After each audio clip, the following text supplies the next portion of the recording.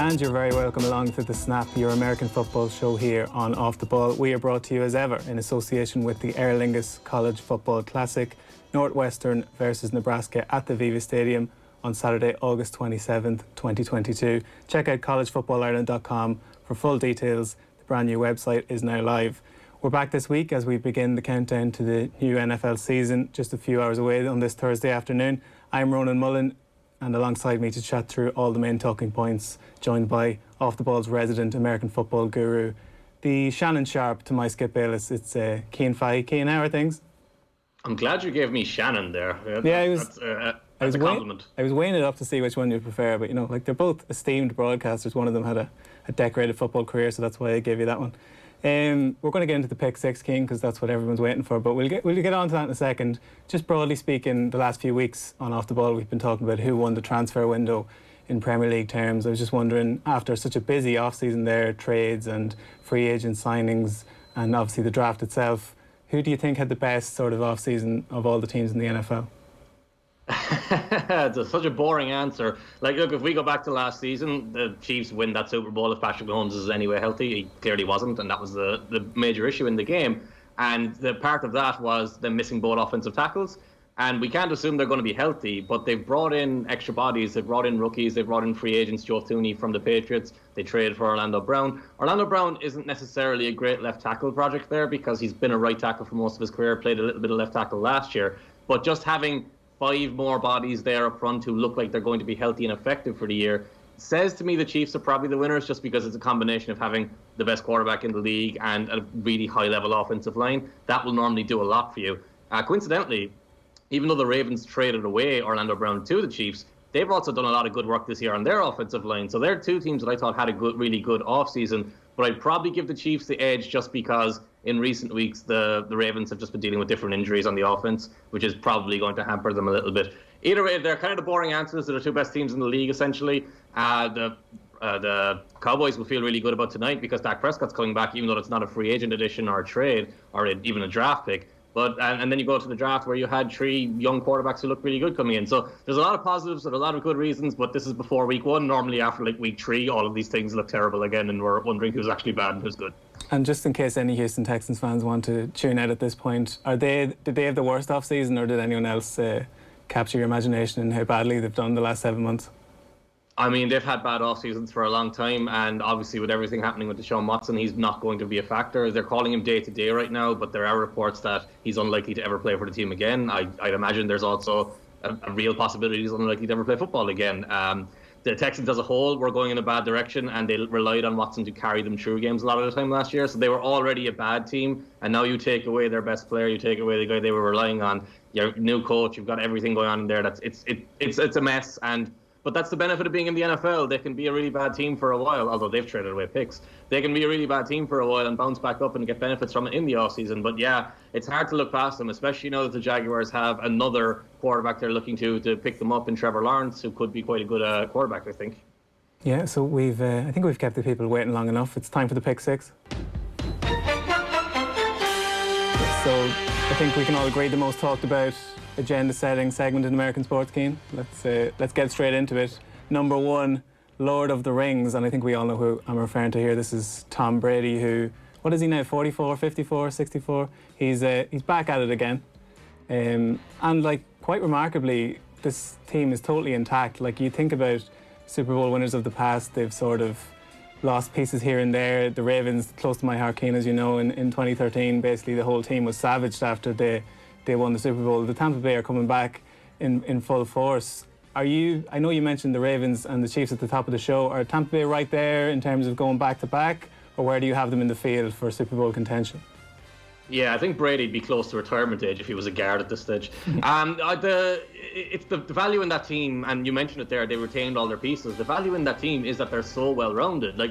Tom Brady's always going to drag the attention away from everyone else. But if you look at last season, he was the big name, the big off-season addition. He didn't really offer a huge upgrade from what was there offensively.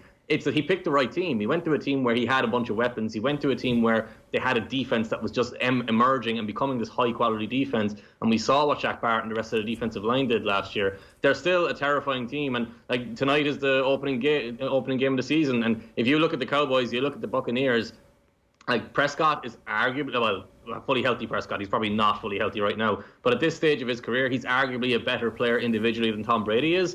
But because the offense there is, well, actually, to be honest, if you talk about the offenses are quite similar. But once you jump to the defensive side, there's just a massive difference between that Buccaneers pass rush, between those linebackers who can cover every inch of the field, and the secondary being just good enough to complement the pass rush and the linebackers. And that's going to be a completely difference in this game because the Cowboys defensively are a mess. So that's going to be the way they go through this season, where if they can't beat you in one way, they'll beat you in another way. Because Brady will have his good games, he'll have his more average games because of his age. Even in the playoffs last year, he struggled quite a bit at times. But the team is good enough around him to offset that. So when Brady has good games and when Gronk is on the way he was in the Super Bowl, they'll blow teams out. So they're extremely talented. They've still got, and OJ Howard is coming back after getting injured last year. So they've got so much talent there. They've got so many opportunities to get better. And just, even though they were the Super Bowl winners last year, and even though I kind of started this saying the Chiefs would have won if Mahomes was healthy, that's kind of always going to be the way, just because of how good Mahomes is and how good that Chiefs team is. So they are going to need a little bit of luck. But they're right there in that mix at the very top again.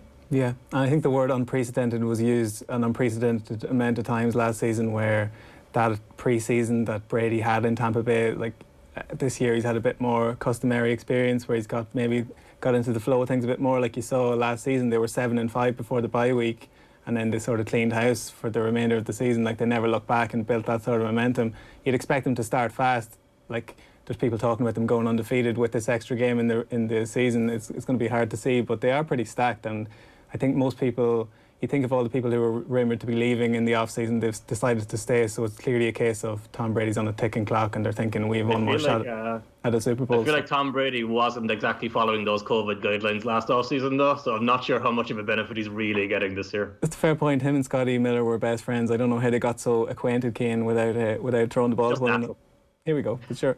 And in terms of the rest of the division, like we forget about the New Orleans Saints. Unfortunately, New Orleans in the headlines for all the wrong reasons the last few weeks, but the team is still quite strong. If anything, you know, like Drew Brees, who I think I was a big fan of down the years, but was kind of on his last legs or his last arms, more to the point, in recent seasons. If anything, they've probably upgraded at that position. Do you think they're strong enough to contend elsewhere in the field, or what's your feeling on the Saints? It's fascinating because, like, for whatever you say about Drew Brees late in his career, when his arm had clearly failed and his physicality was gone, he struggled to even move around in the pocket at times. Like, he was so old. It was scary how him next to Brady still looked like he was in his 20s, and Brady looked like he was, and Brees looked like he was close to 60. But if you look over the course of his time in New Orleans, his efficiency, and not just his efficiency in terms of his stats, but the way he made decisions, the way he moved, every single thing he did was so precise, and Sean Payton could build around exactly what he knew his quarterback was going to do every single play. If he gave him a vision of one coverage and he called a specific route combination, he knew exactly what Brees was going to do every single time he dropped back in the pocket. With Jameis Winston, even if you're like his biggest supporter, you still will have to go, yeah, when he drops back, it's a bit of chaos. It's a bit of a circus. Like, he's not a running quarterback, and I know he gets labelled that because he's black just, but when he did run around behind the line of scrimmage and take off and scramble, it was always like just a car crash situation where he'd look so awkward himself. He would go into contact, he'd run into contact all the time, and that's the same way he is as a passer. He'll see windows and he'll try and throw into them that don't exist. He'll make some incredible throws, but now he doesn't have those big receivers that he had in Tampa Bay. So when he tries to make those incredible throws, they might not always come off the way he wants them to, which means it's more likely that he's going to have more and more interceptions, like when he last started. He should have had 50 interceptions in the year. He had about 20 dropped, he had 30 caught. And that's just an incredible way to play. He's exciting, he's fun, but I don't necessarily think he's going to be good. I think they're probably going to jump back and forth between him and Taysom Hill as starters over the course of the year. And I think the Saints will actually struggle quite a bit unless Alvin Kamara has a huge season, especially with everything going on with Michael Thomas there. The only thing that might make all of this irrelevant is Jameis got eye surgery, apparently. And he's been squinting since he was in college at FSU. So maybe that makes a big change. I personally don't believe that. It's not that I don't believe it. I don't anticipate it making a big change because I think most of his problems come from his lower body anyway, where his mechanics are a mess. So it's not really about what he's seeing and how he's seeing it, because he can still make incredible throws and with anticipation and release the ball early and see things before they happen. So how much is eye surgery going to help him? Hey, maybe he becomes the best quarterback in the league, but maybe he's probably just going to be the same thing he's always been. And then elsewhere in that division, you've obviously got the Panthers. The biggest news for them is Christian McCaffrey is back, and he only played, I think, 3 games last season, so obviously they're marquee talent, and if they're going to do anything in this division, he'll be key. And then the Falcons are relatively interesting, Cian. Obviously, Julio Jones made headlines for his departure, and the manner of his departure. We were speaking about Shannon Sharp earlier. He kind of let the cat out of the bag on that one. But Julio Jones is gone, but Kyle Pitts is in, and you know the coach is being lauded. If you're looking at pre-season Coach of the Year contenders, I think the Falcons have a contender right there. So I was just wondering what your thoughts on the Falcons are. Are they in contention in this division, or is it sort of a rebuild year? Well, they're in an interesting place because you could argue they should have moved on from Matt Ryan last year too, because he's on the older stage of his career. But I'd say they're similar to Phillip Rivers' final years in Indianapolis and with the Chargers, where he's doing just enough to keep them afloat and keep them in contention against good to average teams. But when you come against the very best, he'll probably struggle. Kyle Pitts looks fantastic. The really nice thing about him is he was a great athlete in college, but he was so refined in everything he did, which is normally the concern with those guys, because when Devin Funchess came out of Michigan, like all the excitement was, oh, you've got a guy who's a tight end who runs like a receiver, who can play like a receiver. But when you went back and watched Devin Funchess, all he was doing was dropping the ball and not understanding how to run routes. And now you've got Pitts, who's an actual receiver in a tight end body, which is what everyone wants these days. The Patriots went out and signed 2 tight ends this offseason and build their offense around tight ends again after losing Gronk and the other players they'd had over the years to complement Gronk. So Pitts could completely change the way their offense works. I think the coaching change is interesting, though, because they're going very different scheme and philosophy-wise. You'd expect them to be looking to run the ball a lot more, which I'm not sure the personnel there is set up for it. One of the interesting aspects of their team is on the offensive line, they drafted 2 first-round picks, is it 2 years ago now? Or last year or the year before, either. Caleb McGarry didn't get going initially, and then on the inside at right guard, who Chris Lindstrom was there. They're very talented players, but it hasn't really come together as a full unit yet, with Jake Matthews at left tackle as well. They could be one of those teams. Actually, the year the Falcons went to the Super Bowl and lost to the Patriots, that was a year in the offseason in August. You were kind of looking at that team going, yeah, they have a couple of stars, but overall they're just lacking talent. They don't look like they're going to be a great team. They haven't got guys who've established themselves, and they kind of came from nowhere. It wouldn't be a major surprise if something like that happened again this year, but you probably wouldn't bet on it. They'll benefit from the Saints slacking off a bit, and I think the Panthers will probably struggle, so the Falcons will be able to take advantage of that. And when you're in the NFL season, even with one extra game this year, having a weak division can do wonders for you. Yeah, and we're on to the East now. We called it the least last season, Cian, because it was so sort of grim. But Dak Street's back is number 2 in the pick 6. You alluded to him at the top of the show. And if the Cowboys are going to do anything this year, it's going to be built around him, not the carousel of quarterbacks they were using last season. So are they, to your mind, are they the favourites for this division, or would you still have Washington on the strength of that defence? Are they still the ones to beat? Well, first off, Dak Street back is the first. You've already got me shaking my head. It's very early in the year to be just. Here, listen. If people aren't familiar with the pick 6, if the wordplay is terrible, it's supposed to be terrible. If the wordplay is good, it's supposed to be exemplary, and it's all down to me. So, Ronan, the problem is I'm familiar with it, and I still have to shake my head listening to it. Yeah. So, like the NFC East last year, it can't get worse.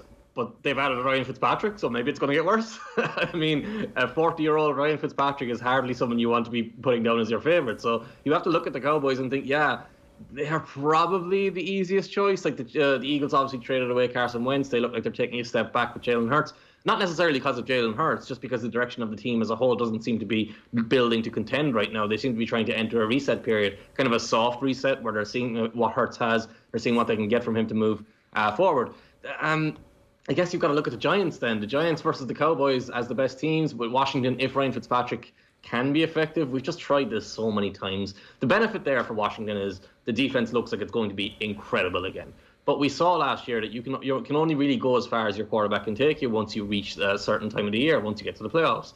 And you're not going to trust Ryan Fitzpatrick at that point. He'll throw too many turnovers. He'll have too many mistakes. He'll miss too many opportunities. So maybe he's good enough for them to win the division, but that means it's going to be a bad division again like it was last year. The upside here is if Dak Prescott is fully healthy and effective, which is a tough ask because he's coming off that broken ankle where he couldn't even feel his toes. He had I was just reading earlier, the first thing he had to learn this year was in his rehab, was how to wiggle his toes again. He didn't even know how to do that. So that's how devastating that injury was. And he also has had a shoulder issue recently as well. So generally, when a quarterback misses that much time, regardless of if he's hurt or if he's suspended or if he's fully healthy the whole time, if you just miss that much time, it takes a couple of weeks to get your rhythm back and get your timing back and just get your comfort back, because it's such a precarious position to be in with these pass rushers trying to murder you and you trying to throw the ball into windows that are disappearing all the time. So I think Dak is going to have a couple of weeks where he's got to kind of adjust and get back to where he needs to be, which could be the difference in this division, because if you start off on a losing streak, especially in week 1 going to Tampa Bay, it's probably going to be a loss. Like, maybe they get the upset there, but it would be a big upset. So I think that I'm kind of talking myself through the division. I'm getting to the Giants. Oof, now that's the challenge. Like, maybe Daniel Jones takes a step forward. They added Kadarius Toney, who looks like a fantastic receiver, but it feels like they've got 10 of the same type of receiver and type of offensive weapon in their team. We're talking about Dak coming back. Saquon Barkley's coming back. He's going to play this week, but he's not going to be Saquon Barkley of previous years, where he was carrying the ball 25 to 30 times and finishing the game with 180 yards, despite his offensive line not blocking anyone through the whole game. So if Barkley's fully effective after a couple of weeks, if Dak's fully effective after a couple of weeks, I think you'll probably see a race between those two teams, which is great for the NFL as a whole, because that means you've got New York and Dallas as markets in a competitive race. But even then, like, I ask you, can you see any of these teams winning 10 games, winning 11 games? Oh, actually, I've got to change that now because I've got to adjust to an extra season. Can you see any of these teams winning 11 or 12 games? I find it hard.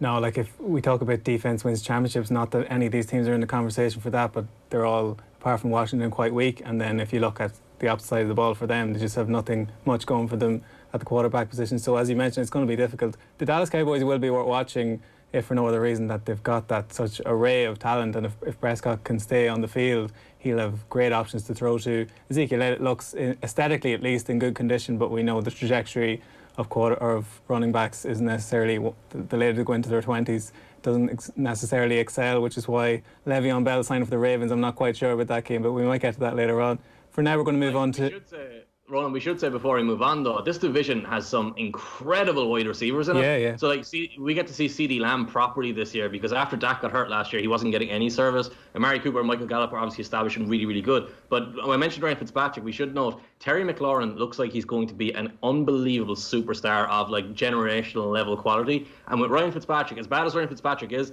he'll throw the ball up for grabs, which means we'll get loads of spectacular catches, hopefully. No, you're right about the Dallas wide receivers in particular. It's sort of, we talk about wide receiver 1, wide receiver 2. They've got basically 3 wide receiver 1s there. So if they can get them sort of on song, they're going to be a matchup nightmare. So expect a lot of shootouts when the Cowboys are involved. Tonight should be interesting. Number 3 in the pick 6, Aaron Islands. So Aaron Rodgers has been away on his holidays, hasn't exactly turned up for prescribed team meetings, if we put it that way, Cian. Has kind of got his act together now. You saw him with Gutekunst and the boys sort of, I think they've reacquainted with themselves, and for now at least it does seem like a plaster over a gaping crack here, where I think he's going to be gone this time next year one way or another, but they're going to have one more shot at it. Randall Cobb's back in situ, and the team hasn't changed overly beyond that, at least on the offensive side of the ball. Aaron Jones has stayed at least. Would you make the Packers favourites for this division, or any runners and riders beyond them? And now I'm all I'm picturing is Aaron Rodgers in a woolly jumper sat in Lambeau, or sat in, he's more of a California guy too, though, isn't he? That's so I think, like, we're kind of in the same place with the Packers this year as we were last year. Like, even with Aaron Jones being back, Aaron Jones was meant to be a free agent, and they were meant to rely on the running back they drafted in the second round last year, and instead they just brought him back. So now we're in the same position where you've got Aaron Rodgers, an okay offensive line, a great running back, a great wide receiver 1, a really good emerging tight end, and then pretty much everything else is the same, and there's nothing really there. So it's hard to see how they've gotten better since last year. Defensively, they've added nothing of major significance as far as I can tell. Like, it doesn't seem like they're going to be a completely revamped team, or they're going to have a new philosophy or anything like that. So based on that alone, you make them the favourites for the division. But that's not really the conversation with Aaron Rodgers at this stage of his career. Aaron Rodgers is looking at Super Bowls. He's not looking at the division. He's won the division 20 times over. He doesn't need to win it again. Can he go there and beat the Bucs? They nearly beat the Bucs last year, I guess, but it was also such a struggle and such a reliance. Like, in that game, Tom Brady threw a bunch of interceptions and made quite a few awful decisions that no one ever remembers, and it doesn't matter because they beat them easily as a team as a whole. if you get that bad performance from Brady again and you still lose to them again, that means if you get an even average or good performance from Brady against the same Bucs team, why can we expect anything to be any different? And this is the reason Aaron Rodgers has been unhappy there for quite a while. They just don't make aggressive moves. They don't go out and get a Julio Jones. They don't go out and spend money in free agency and add a big weapon who's going to change the way their offense works. They just retain their own pieces and keep going and keep trying the same guys. Like, essentially, what they're doing is hoping that Alan Lazard or Marcus Valdez-Scantling is a star again this year, even though neither of them have ever shown to be. Yeah, I think Stephen A. Smith described Aaron Rodgers as a deodorant quarterback in the sense that he covers up what ails the Packers, and it is actually has been true for large swathes of his career. Even as a non-Packers fan, I am an Aaron Rodgers fan because the talent he brings to the field is comparable to anything you see in any realm of sport. So the fact that he only has one Super Bowl is a bit of a joke, and the fact that the team haven't backed him to that end is equally so. So I kind of hope he played a pretty flawless season last year. He couldn't have done much more. And if he can get back to those levels, you'd like to think the Packers will be in contention, but they've already been to back-to-back championship games, and to go to 3 in a row would be some achievement. So I kind of hope for his sake that he gets another crack at it, but if he goes for pastures new after this, we might touch on the Broncos later, we might not, but it looks like they're in a holding pattern, waiting to see if Rodgers will be available next year. In terms of the rest of that division, the Vikings are sort of back in rude health a little bit. Kirk Cousins notwithstanding his anti-COVID agenda, we might have to touch on as the season progresses if he does end up missing games. But they're still there. Chicago are a little bit more interesting in terms of the quarterback they're choosing not to start the season with. Justin Fields, who I thought was probably on the whole probably the second best quarterback out of that draft class. It didn't pan out as such in terms of who went where, but I think it's only a matter of time before he sees the field. If the Packers are going to be upset in this division, Cian, is it going to be the Vikings, or do you think the Bears can muster something out of nowhere? There's a choice to make, isn't there? The Vikings, I'm guessing, like, you get Daniel Hunter back fully healthy, he can be effective and be disruptive and lead that defense. Harrison Smith just got a new contract. They're retaining all their pieces from last year. Are they making any major strides forward? Probably not, but Justin Jefferson in year 2 could be phenomenal. Losing Irv Smith is a big deal, I think. He just went down for the season. He was going to be replacing Kyle Rudolph. He was such a dynamic receiving option. He was really underused previously while Rudolph was there. With Dalvin Cook, if he stays healthy, the offense will work. And Cousins, like, for as bad as Cousins has been, or how limited Cousins has been at times over the course of his career, last year he was pretty good and he was pretty effective. So if they get the same season from him again, and if the pieces work the way you hope them to with Adam Thielen, Justin Jefferson, and Zimmer's defense plays the way Zimmer expects his defense to play, they could push the Packers. But honestly, all I want to talk about here is Dan Campbell. Like, how do you hire Dan Campbell? And he's a literal South Park character. I think they had a character in South Park who was just looking after politically correct, a political correctness officer, and he just reminds me of him all the time, where he's just coming in and grunting and kind of giving out about things and just being the toughest man in the room every single time. It's astonishing to me that the Lions somehow went into this offseason and was like, all right, that's the guy we need, and we're going to put him with Jared Goff. Jared Goff, the most relaxed, he couldn't be intense guy in the world, grew up in California, all about California. It's like, what are we doing here? I think that's going to be a spectacular disaster. So let's try and end this division on a positive. Justin Fields, I think, is going to be a really good quarterback if he's given the opportunity to develop that way. The question marks there for me are the offensive line and the coaching staff. The coaching staff has proven itself over and over again. It's incapable of doing what it's supposed to do. Maybe they're just trying to protect Fields right now early on, and that's why they're kind of making Andy Dalton the sacrificial lamb. But it feels like they're just holding Fields back because that's going to be their argument for keeping their jobs. So this is a time-honored tradition in the NFL. When a coach feels under the hot seat, or when he feels like he's not going to keep his job, he keeps the quarterback back. So if he loses the first couple of games, he can go, well, wait, you've got to give me a chance to work with the new quarterback. He's going to come in and be great. And inevitably, they just lose their jobs anyway, because one quarterback, a rookie quarterback, isn't going to change everything. Hopefully they play to his strengths and they set the team up properly. It's a big, like, Allen Robinson being there will obviously be helpful, but overall the talent isn't really that high. So what you're looking at from Fields is performance rather than statistics or rather than wins. You're just looking to see if he shows composure and if he's comfortable on the field. And I think he will. I think he's a good quarterback, and I think he deserves to probably go higher than he did in the draft. No, 100% agree. And the Bears are a bit of a sleeping giant, so I'm glad, at least for their fans' sake, that they have a QB that can potentially hang their hat on going forward. Andy Dalton, for the time being, that red shot of hair will actually blend well with the jersey, if nothing else. If he doesn't actually produce anything talent-wise, at least he'd look pretty good in the Cowboys or in the Bears uniform. We move on to number 4 in the pick 6, New England Revolution. Cian, do you know in sports when giants are toppled and they kind of go into the wilderness for a few years, it feels like the Patriots did that for one season and then decided, no, we're gonna throw loads of money at this. We're gonna get our new franchise quarterback, who's basically just a prototype of Tom Brady, aesthetically at least. Are they back? So you're saying they went into the wilderness and then they saw Nelson Aguilar and Kendrick Bourne as their way to savior? Hunter Henry. Well, they spent was it over 200 million in free agency, which is such a departure from what Belichick would normally do, where he's normally getting lads like myself and yourself off the street and plugging them in. So, if anything, people like to think Belichick is a detached, sort of inhumane character, but he would have seen what Brady did in his first season out of that sort of conscious uncoupling that those two had, and Brady went and won a Super Bowl straight away. So don't even try and suggest that he's not thinking, I want to get him back for that. So, if anything, I don't know how you rate the players they've brought in, or if you think Mac Jones is all that, but I think Belichick is thinking in the next couple of seasons they want to be back challenging. Believe me, if he pulls me out to play on a football field, that Shannon Sharp comparison is going to fall apart very quickly. Belichick said that he had planned this, and it was the idea all along, because they knew they were going to be in cap trouble once Brady left. They were still paying Brady, or not paying him. He was still coming against their cap, at least last year. So they were hamstrung in what they could do. I actually think they've handled it really, really well. The offseason, they signed a lot of good players. I think they probably overpaid Matt Judon, but they're the type of team that has always valued a defensive end who doesn't necessarily have to be a great pass rusher, because they'll use him in different ways. So that's fine. Defensively, they've added a couple of nice pieces, but offensively is where the real changes come from. Losing Thuney is a big deal. That's going to hurt. But Henry and Jonnu Smith together is actually a really nice combination, because Jonnu Smith's a great blocker who is also a pretty good receiver. So if you have him blocking all game, you're still getting big value from him.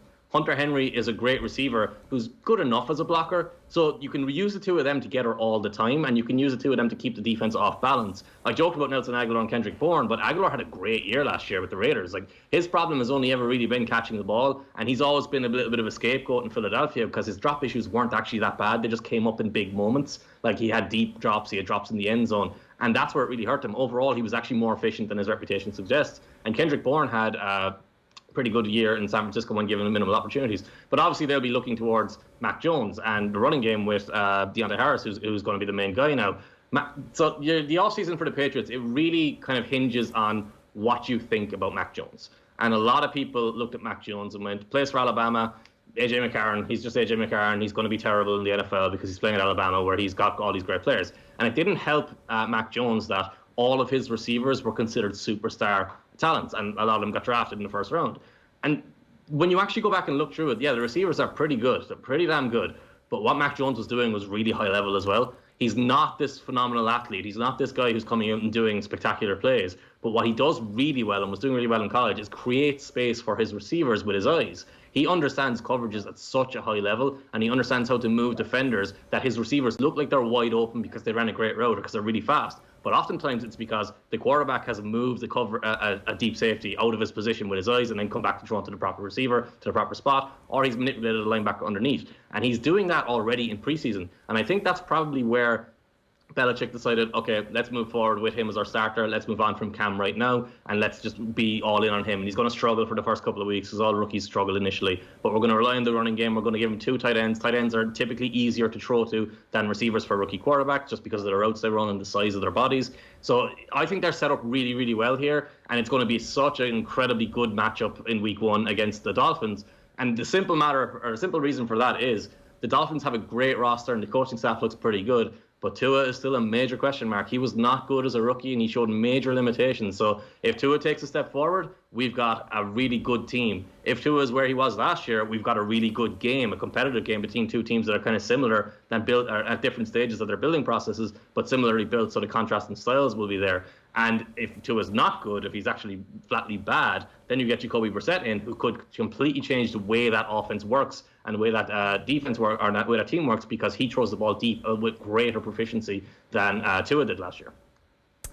Yeah, no, it's a fair point. And this division for years had an absence of drama, where it was a procession for the Patriots for close to 2 decades, whereas now you've got the Bills are obviously the pick of the teams in this division. Keane, seriously impressive last year, and Josh Allen's right up there in terms of MVP chatter heading into this season. He came on leaps and bounds. To what extent he can remain on that sort of upward trajectory, I'm not sure. But are the Bills, beyond being favourites for this division, can you see them knocking on the door to win the championship or get to a Super Bowl?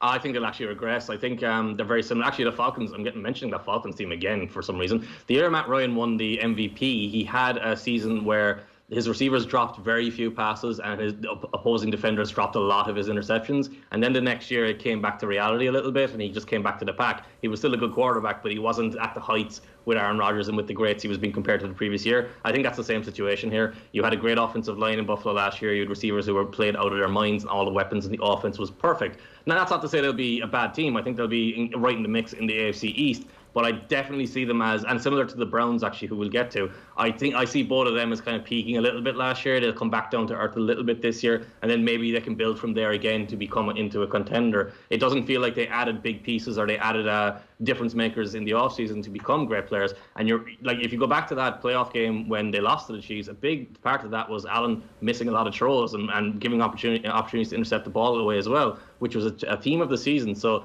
he got so much better from year to year so far in his career. It's very possible that he takes another huge step and becomes that incredibly elite quarterback and that superstar that he's being talked about. But I don't think that's where he is just yet. If he has another, obviously in week one, it's completely random essentially because we don't know anything because it's been 8 months since all these guys have played.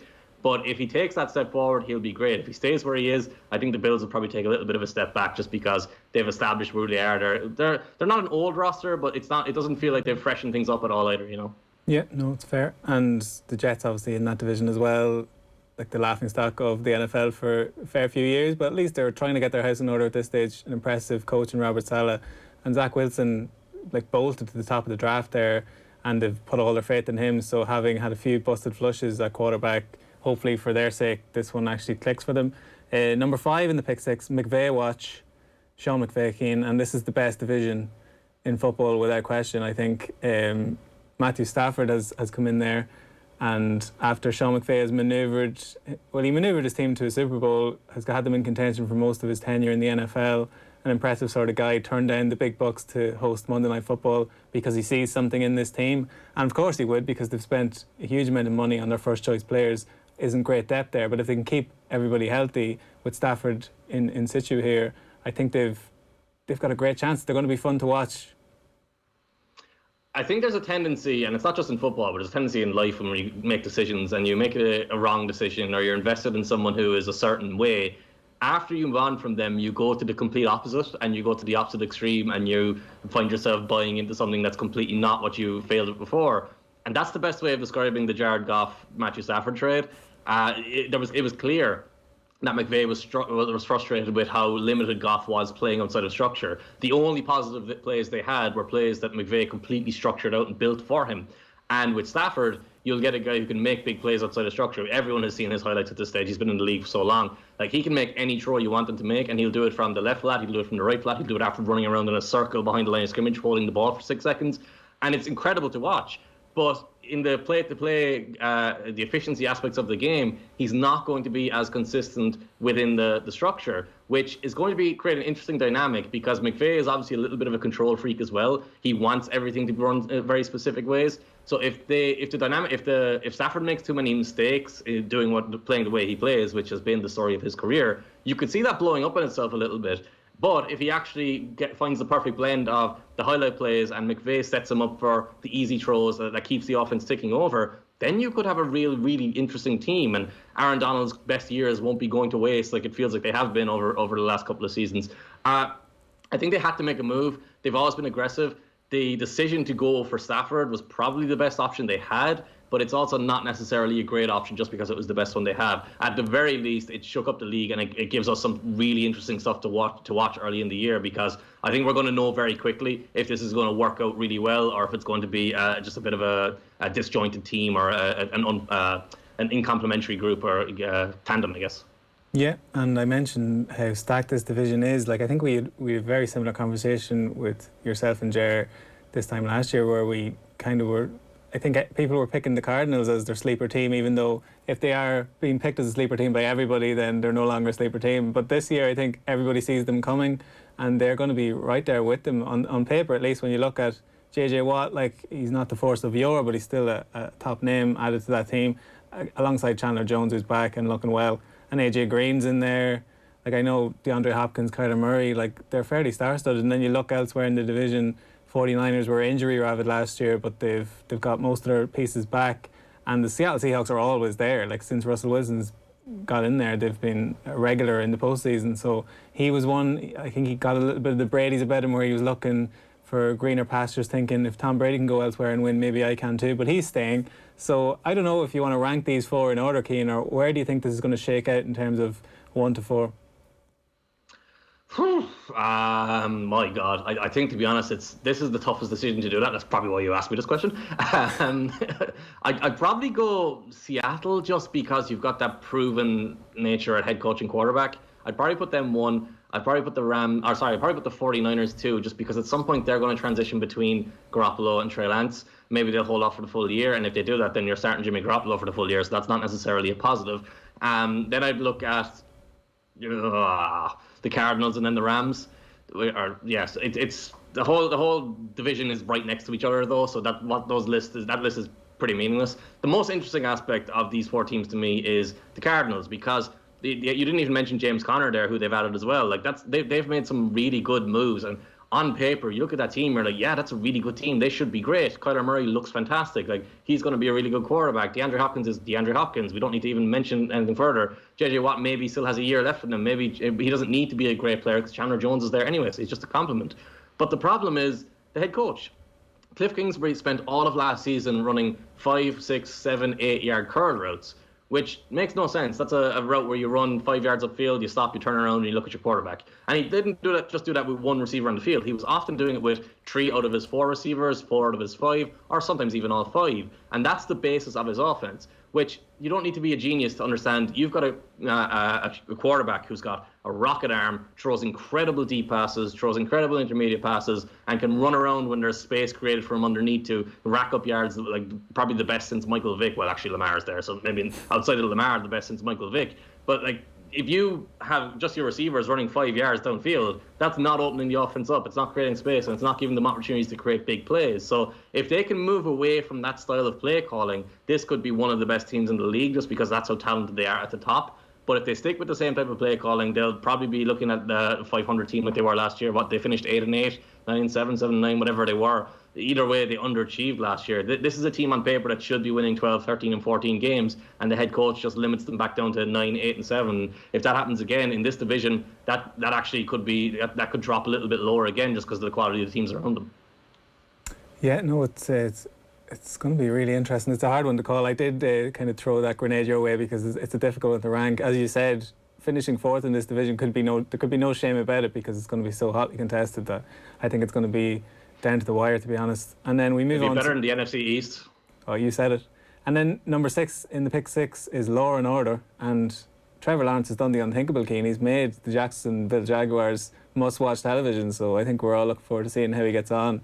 Like, in my sort of, I don't know, must be 14 years following NFL at this stage, he's probably the most highly touted draft prospect I can remember, in terms of he was flagged from a few years out, and I think everybody's excited to see how he does. Whether the Jaguars can actually make some noise in this division, I'm not sure. The Titans are there, obviously. They've added Julio Jones, which anytime you add Julio Jones, it's a good thing, and they were fairly strong until the Ravens, kicked them out of business last year.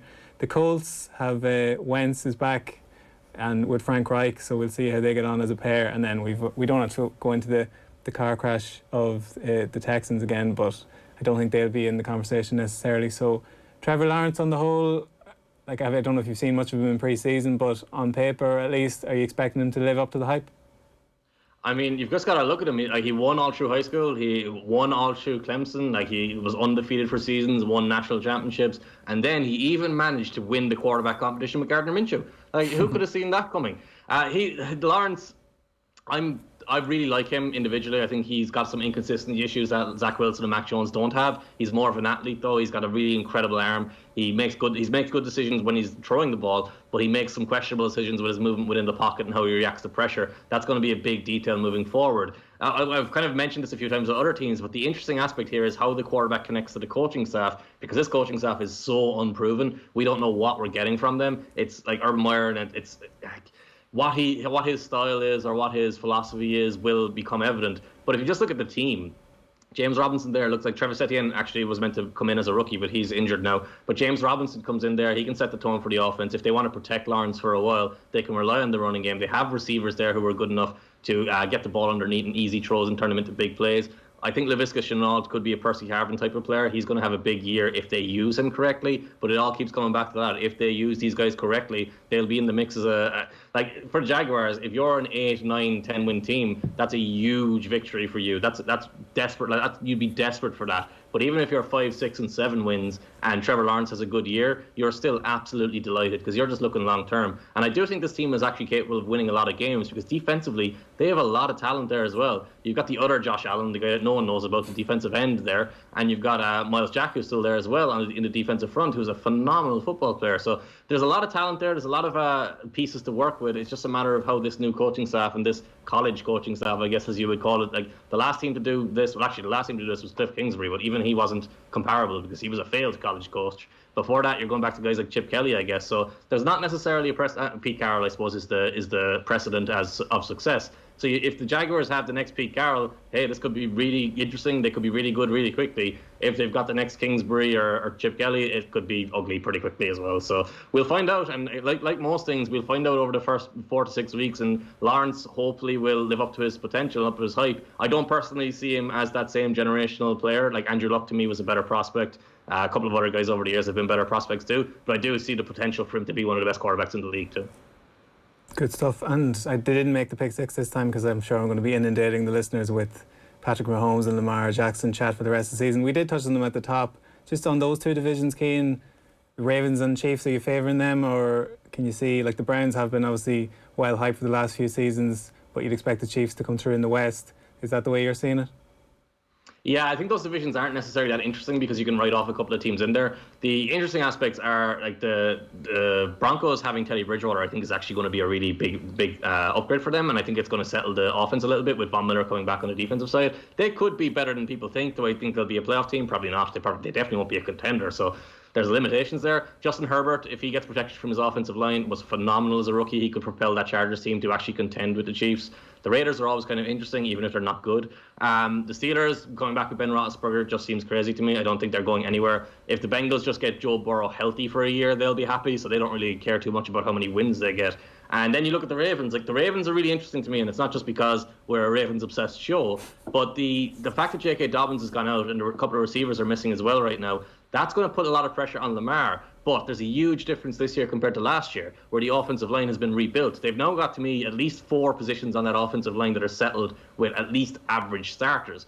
And that, if you know anything about offensive linemen in the NFL, having 4 average starters is like a major win. It's a major positive. And fortunately for them, Zeitler, Ronnie Stanley, those are much above average. Those are really good players. So if you have an offensive line that's effective, Lamar's going to make the running back's job easier regardless of who's starting there because he's going to draw so much attention, and then he's going to make the wide receivers' jobs easier as well because the running game the passing game will be built off of the success of the running game. I think that Ravens offense, assuming health moving forward after the first couple of injuries, will look a lot more like the one of 2 years ago than it did of last year. And I did mention to you yesterday when we were chatting about this show that I might get you to give our fantasy football listeners maybe one player, a rookie or maybe a lesser light who they might pick up in fantasy football, or have any of the sort of under the radar rookies caught your eye heading into this season? In terms of fantasy, like obviously Pitts is an obvious one, but I really like Tony in New York.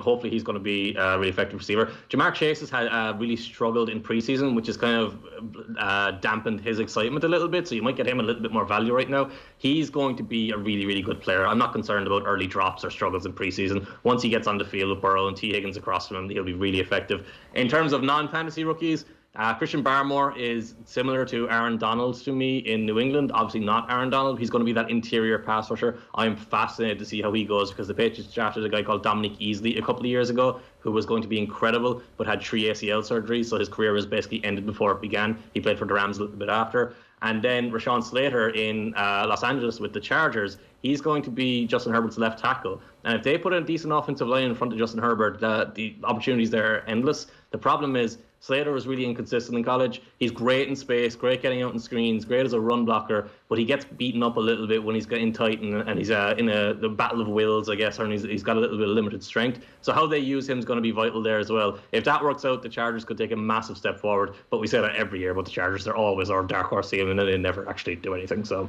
who really knows what I'm talking about? No, you're 100% right. The Chargers are always everybody's second team, and they actually need all those fans, Cian, because there'll be no one going to their games, which is actually a sad reality in Los Angeles. A few comments in on YouTube. Timmy Keane reckons wooden spoon for Texans is incoming. I think we can all get on board with that. Terence is going for the Rams to beat the Bills for the Super Bowl, but he's biased as a Rams fan. Cian, I'm going to give you the same sort of task there. Who's going to the Super Bowl? Oh, is it boring to say the same as last year? Because it feels like it's going to be the same as last year. Maybe the Ravens can somehow beat the Chiefs, but it doesn't seem that way. It's actually really difficult to try and pick out a dark horse team. It's just because it feels like the Bucs are so well rounded, and it just feels like the Chiefs have so much offensive power. Listen, if you're right, I'm going to play this back at the end of the year. If you're wrong, we'll just forget it ever happened. So you're going for... No, you'll definitely play it back if I'm wrong. That's what we always do on this show. 100%. Well, great stuff, Cian. We'll chat to you about week one on next Thursday's show. You've been listening to The Snap here on Off the Ball, brought to you as ever in association with the Aer Lingus College Football Classic, Nebraska versus Northwestern at the Aviva Stadium next summer. Check out collegefootballireland.com for more. See you next week.